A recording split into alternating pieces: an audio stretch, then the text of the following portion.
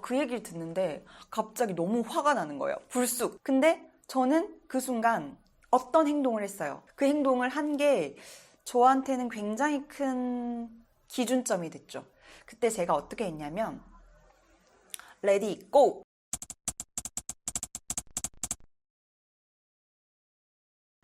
창업 초기에는 모르는 게 너무 많고 많은 부분이 미숙하니까 당시에 늘 제 애티튜드는 이런 거였어요. 아, 그렇군요. 그렇구나. 맞아요. 막 이런 거였는데 사실 생각해보면 그분들이 아무리 멋있고 똑똑한 분들이라도 100% 맞을 리가 없잖아요. 근데 저는 늘 그러고 다녔던 것 같아요.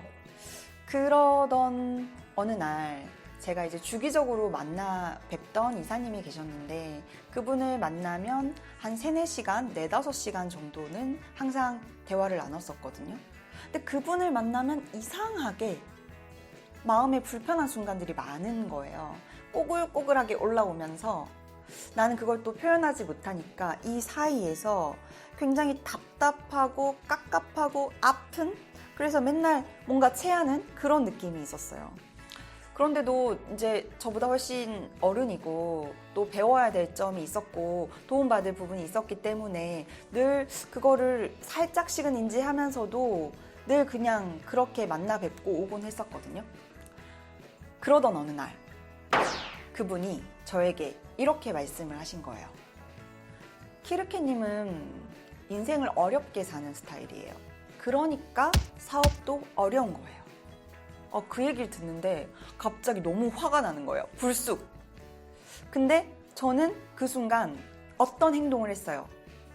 그 행동을 한 게 저한테는 굉장히 큰 기준점이 됐죠. 그리고 그날 이후로 그 이사님이 저를 훨씬 더 많이 존중하시고 또 저에게 어떤 확언 같은 거를 할 때는 조금 더 고민하고 신중하게 하는 모습을 보이셨어요. 그때 제가 어떻게 했냐면 레디 고! 첫 번째는 제가요?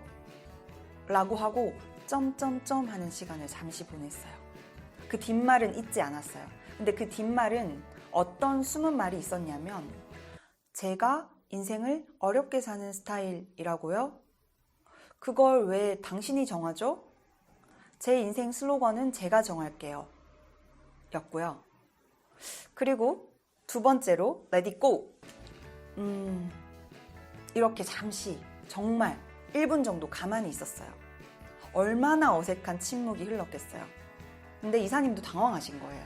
제가 뭐 욕을 하거나 인상을 쓰거나 화를 내지 않았는데 그 순간 본인도 잠시 좀 전에 본인이 하신 말에 대해서 생각을 해보게 된 거죠. 그래서 이 말의 이 행동의 속뜻은 뭐였냐면 저는 지금 말씀하신 그 말에 동의하지 못하겠어요. 잠시 생각 좀 해볼게요. 약간 이런 느낌이었는데 그때 우리 서로 1분이라는 짧은 시간이었지만 생각을 하게 된 거죠. 그래서 만약에 사실은 조금 더 관계가 발전이 됐다면 다음번에 이 부분에 대해서 좀 더 심도 있게 깊이 있게 예의 있게 대화를 했을 텐데 사실 그 기회를 가지지는 못했지만 그 정도의 침묵을 가장한 대화법을 한 이후로 훨씬 관계가 좀 더 존중하는 그런 관계로 바뀌었던 기억이 나거든요.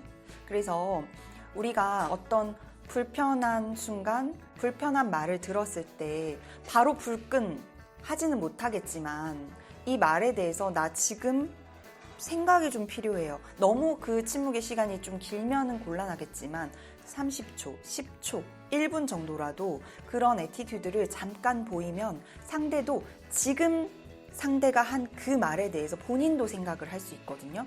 그래서 자주는 아니더라도 정말 중요한 순간에 이런 대화법을 한번 활용해 보시면 훨씬 더 관계가 존중받고 존중하는 관계로 바뀔 수 있을 거예요. 저는 그때의 기억이 아직도 오래 기억이 남아서 종종 필요하다고 생각하면 대화법을 쓰는 편이죠.